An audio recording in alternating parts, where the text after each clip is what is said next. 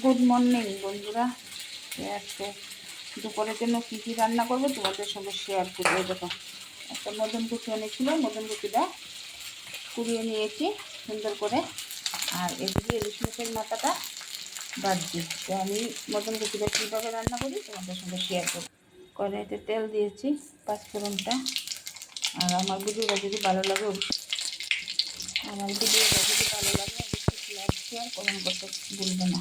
ভিডিওটা বেশি বেশি করে শেয়ার করবে।